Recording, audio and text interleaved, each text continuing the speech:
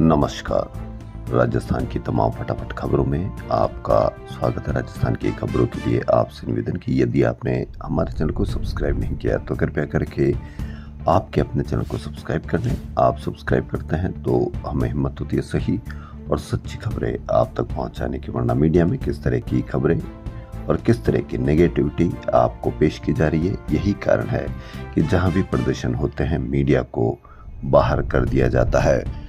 यह आए दिन वीडियो आप देखने को मिलते हैं, ज़बरदस्त तरीके से वायरल होते हैं, क्योंकि जनता अब समझने लगी है कि मीडिया आपकी किसी भी समस्या को उठाएगा नहीं, बल्कि मीडिया आपकी किसी भी समस्या को नेगेटिविटी के रूप में इस तरह से पेश करेगा कि आप कहीं पर भी प्रदर्शन करेंगे तो आप खिलाफ या आपका इस तरह से प्रचार प्रसार करेगा कि आप लोगों की नज़र में एक विलेन के रूप में पेश कर देता है। यही कारण है कि आप चाहे दिल्ली के जंतर मंतर पर देखो या जयपुर में देखो, आपको मीडिया के द्वारा किस तरह से नेगेटिविटी के रूप में पेश करते हैं। तो क्या है आज की वो बड़ी खबरें। नई दिल्ली में पेपर लीक मामले में शिक्षा मंत्री धर्मेंद्र प्रधान के इस्तीफे की मांग को लेकर चल रहे घटनाक्रम से राजस्थान में भी राजनीति सरगर्मी उबाल पर रही। बुधवार को भाजपा और कांग्रेस के प्रदेश अध्यक्षों ने पहली बार एक ही दिन एक दूसरे के कार्यालय के घेराव का ऐलान किया। पहले भाजपा प्रदेश अध्यक्ष मदन राठौड़ कांग्रेस कार्यालय को घेरने के लिए बड़ी संख्या में कार्यकर्ताओं के साथ निकले। उसके बाद शाम 5 बजे गोविंद सिंह डोटासरा प्रदेश कांग्रेस कार्यालय से बीजेपी मुख्यालय की ओर चले। दोनों प्रदर्शनों को बैरिकेड्स लगाकर पुलिस ने रोक दिया। कांग्रेस के मार्च को शहीद स्मारक पर रोक दिया गया। इस दौरान डोटासरा की पुलिस से धक्का मुक्की भी हुई। पुलिस ने वाटर कैनन से पानी की बौछारें छोड़ी। कई महिलाएं और युवा गिर गए। भगदड़ मच गई और कई को चोट आई। एक महिला बेहोश हो गई। घायलों को अस्पताल में भर्ती कराया गया। इस मौके पर पूर्व सीएम अशोक गहलोत, जिला अध्यक्ष सुनील शर्मा सहित सैकड़ों कार्यकर्ता मौजूद थे। कांग्रेस का तो घेराव करना कहीं उचित बताता है, लेकिन भाजपा का घेराव करना कहां तक उचित बताता है।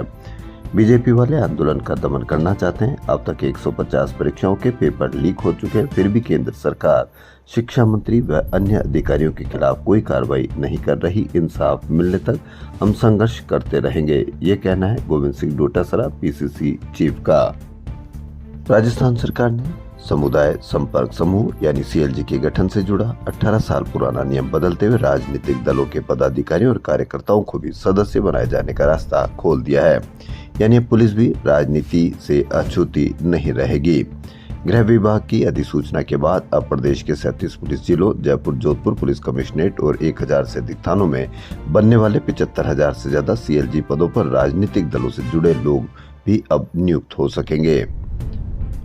अब तक राजस्थान पुलिस अधिनियम 2008 के तहत राजनीतिक दलों अथवा उनसे संबद्ध संगठनों के पदाधिकारियों और सदस्यों को सीएलजी में शामिल करने पर रोक थी। तो यह रोक खोल दी गई है। इसको आप किस तरह से उचित मानते हैं या अनुचित मानते हैं, इस पर आप अवश्य कमेंट करके बताएं। आखिरकार ब्रेक के बाद मानसून ने तीखे तेवर दिखाए। बुधवार को भीलवाड़ा और बदनौर में 8.5 इंच बारिश रिकॉर्ड की गई। 24 घंटे में 15 जिलों में 12, झालावाड़ से टोक पाली तक जोरदार बारिश हुई। हालांकि औसत के अभी भी 19% बारिश कम हुई है। दूसरी ओर मध्य प्रदेश में अच्छी बारिश होने से बड़े जलस्तर के कारण काली सिंध नदी का जलस्तर बढ़ने से बांध का एक गेट खोलकर 426 क्यूसेक पानी छोड़ा जा रहा है। बारिश के बाद करीब 7 डिग्री तक पारा गिरा। शहरों में अब फुटपाथ केवल पैदल चलने के लिए ही रहेगा। फुटपाथ पर अब डेयरी, दुकान, सीढ़ियां व रैंप नहीं बन सकेंगे और जो बने हैं उन्हें जेडीए ध्वस्त करेगा। जेडीए में हुई ट्रैफिक कंट्रोल बोर्ड की मीटिंग में यह निर्णय लिया गया। प्रस्ताव के अनुसार अब पैदल यात्रियों के लिए फुटपाथ विकसित होंगे, जहां सड़क और वॉकवे के बीच ग्रीन मेश फेंस और सुरक्षा के लिए लो लेवल लाइटिंग होगी। हरित पट्टियां, जिम उपकरणों, साइकिल ट्रैक, सिटिंग एरिया व साइन बोर्ड लग सकेंगे। प्रधानमंत्री मोदी द्वारा वर्चुअल शिलान्यास के 18 दिन बाद ही राजधानी में मेट्रो फेज 2 का काम बुधवार से ही शुरू हो गया। मुख्यमंत्री भजन लाल ने सीतापुरा स्थित मेट्रो डिपो यार्ड से फेज 2 का भूमि पूजन कर पाइलिंग कार्य का शुभारंभ किया। सीएम ने कहा कि प्रहलादपुरा से पिंजरापुर का काम मई 2029 तक पूरा हो जाएगा, जिसमें 10 स्टेशन बनेंगे। इसके बाद मुख्यमंत्री मानसरोवर मेट्रो स्टेशन पहुंचे और छोटी चौपड़ तक मेट्रो में सफर किया। इस दौरान मेट्रो के कॉकपिट से फेज 2 में खासाकोटी में बनने वाले इंटरचेंज मेट्रो स्टेशन की साइट का भी अवलोकन किया। मुख्यमंत्री ने कहा कि मेट्रो विस्तार जरूरी था। प्रधानमंत्री मोदी के नेतृत्व में डबल इंजन सरकार ने जयपुर को फेज 2 की सौगात दी है। वर्चुअल शिलान्यास के बाद 18 दिनों में ही सिविल कार्य की शुरुआत हो गई है। मेट्रो जयपुर की लाइफ लाइन भी बनेगी। पुलिस में आधुनिक तकनीकी संचालित व डेटा आधारित कार्य प्रणाली को हाईटेक बनाने के लिए यंग प्रोफेशनल्स भर्ती किए जाएंगे। इन्हें 45,000 रुपए वेतन मिलेगा। डीजीपी राजीव शर्मा ने बताया कि पुलिस को हाईटेक बनाने के लिए कदम उठाया जा रहा है। इसमें अपराध और महिला एवं बाल अपराध से जुड़े आंकड़ों का विश्लेषण करने के लिए क्राइम डेटा एनालिस्ट, नए कानूनों के प्रभावी क्रियान्वयन की निगरानी के लिए पुलिसिंग एक्सपर्ट भर्ती कर रहे हैं। राजस्थान यूनिवर्सिटी के संघटक कॉलेजों ने सीटों में 10% वृद्धि होने के बाद चौथी मेरिट लिस्ट भी जारी कर दी। छात्र छात्राएं 24 जुलाई तक फीस जमा करवाकर एडमिशन ले सकते हैं। हाई कोर्ट ने एक फैसले में कहा है कि मास्टर प्लान एक कानूनी दस्तावेज है जो बाध्यकारी नगर निकाय और शहरी विकास ढांचे के तहत काम करने वाले हर अधिकारी का फर्ज है कि वह मास्टर प्लान के अनुसार ही काम करे। वहीं हाई कोर्ट ने अलवर नगर निगम कमिश्नर की ओर से शहर के ग्रीन बेल्ट एरिया में पट्टे व लीज डीड जारी करने को रद्द करने वाले 12 मार्च 2026 और स्थानीय स्वायत्त विभाग के निदेशक और विशेष सचिव 20 अप्रैल 2026 के आदेश को सही ठहराते हुए उसमें दखल से मना कर दिया। ग्रीन बेल्ट की जमीन के पट्टे की लीज डीड रद्द करना सही, बदलाव करने वाले अफसरों पर कार्रवाई हो। जयपुर की सृष्टि शर्मा ने पिछले 6 महीने में JEE mains, JEE advanced, IIT, NEST और नीट समेत 5 कॉम्पिटिटिव एग्जाम क्लियर किए हैं। 12वीं तक बायोलॉजी और मैथ्स पढ़ने वाली सृष्टि ने मेडिकल की बजाय रिसर्च का रास्ता चुना। अब उनका लक्ष्य IISc बेंगलुरु में एडमिशन लेकर रिसर्च के क्षेत्र में कैरियर बनाना है। RUHS हॉस्पिटल में मरीज को गलत ब्लड टेस्ट रिपोर्ट देने का मामला सामने है। मरीज का कहना है कि पैर दर्द के इलाज के लिए RUHS आया था। जब ब्लड जांच करवाई तो उसे देखकर डॉक्टर ने किडनी की समस्या बता दी। परेशान युवक अगले दिन किडनी रोग विशेषज्ञ के पास गया और वहां दिखाया, जहां डॉक्टर ने उसे दोबारा ब्लड टेस्ट करवाने के लिए कहा और इस बार जांच प्राइवेट लैब में करवाई तो रिपोर्ट नॉर्मल आई। 25 वर्षीय युवक का कहना है कि पहले उसने हड्डी रोग विशेषज्ञों को दिखाया था, जहाँ डॉक्टर ने उसकी कुछ रिपोर्ट लिखे थे। टेस्ट की रिपोर्ट वापस डॉक्टर को दिखाई तो उसमें क्रिएटिनिन लेवल 9.50 बताया। राजस्थान कर्मचारी चयन बोर्ड की पर्यवेक्षक सीधी भर्ती परीक्षा 2026 24 जुलाई को एक पारी में सुबह 11 बजे से दोपहर 2 बजे तक होगी। राजस्थान की कानून व्यवस्था और आपराधिक गतिविधियों पर सीएम भजनलाल शर्मा की सख्ती के बाद पुलिस ने एक विशेष अलर्ट ऑपरेशन शुरू किया है। पहले 2 दिन में पुलिस ने 1259 हार्डकोर अपराधियों की पहचान कर पकड़ लिया। साथ ही 80,000 वाहनों की जांच कर 24,000 के चालान काट दिए गए।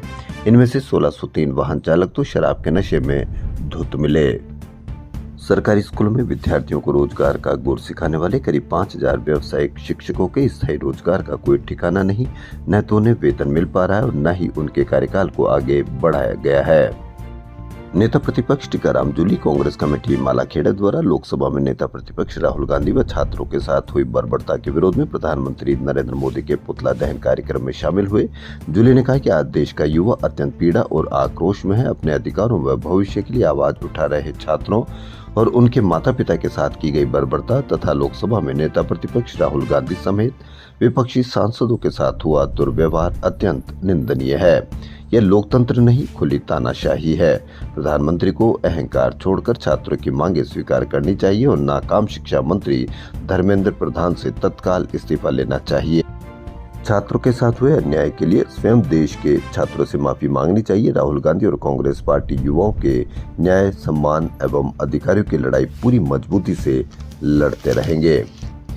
वहीं केंद्रीय शिक्षा मंत्री धर्मेंद्र प्रधान के इस्तीफे की मांग को लेकर दिल्ली में स्टूडेंट के विरोध प्रदर्शन को RS पंकज ओझा ने समर्थन दिया है। ओझा ने अपनी बेटी की तस्वीर लगाते हुए सोशल मीडिया प्लेटफॉर्म फेसबुक पर एक पोस्ट की। सामाजिक न्याय और अधिकारिता विभाग में अतिरिक्त निदेशक पंकज ओझा की ये पोस्ट चर्चा का विषय बनी हुई है। ओझा ने पोस्ट के साथ ही लिखा कि इसका संबंध किसी पार्टी या किसी के समर्थन विरोध से नहीं है। इस पोस्ट का संबंध मेरी छोटी प्यारी बेटी से है जो इस सब से बहुत आहत है। उन्होंने लिखा कि बच्चों के प्रोटेस्ट को बदनाम मत करो भाइयों, यही हमारे देश का अगला भविष्य है। ये केवल धर्मेंद्र प्रधान साहब के इस्तीफे से खुश होना चाहते हैं। राज्य कर्मचारी संयुक्त महासंघ एकीकृत ने शिक्षा मंत्री का इस्तीफा मांगा है। महासंघ ने इसके पीछे शिक्षा विभाग में अनियमितता और भ्रष्टाचार के आरोपों को कारण बताया है। महासंघ प्रमुख महेंद्र सिंह व अध्यक्ष राजेंद्र राणा ने निर्णय किया कि 26 जुलाई को सिविल लाइंस फाटक जयपुर पर शिक्षा मंत्री के खिलाफ प्रदर्शन किया जाएगा। राणा ने कहा कि शिक्षा मंत्री के फैसलों और बयानों और मिलने जाने वाले शिक्षकों के प्रति उनके व्यवहार के कारण शिक्षा विभाग की बदनामी हो रही है। अब दिल्ली के साथ साथ राजस्थान के भी शिक्षा मंत्री का इस्तीफा मांगा जा रहा है। खाद्य एवं नागरिक आपूर्ति विभाग ने सामाजिक न्याय और पारदर्शिता को साकार करने की दिशा में बड़ी उपलब्धि दर्ज की है। खाद्य मंत्री सुमित गोदारा ने बताया कि प्रदेश में 1,56,511 नए जरूरतमंद लोगों को खाद्य सुरक्षा प्रदान की गई है।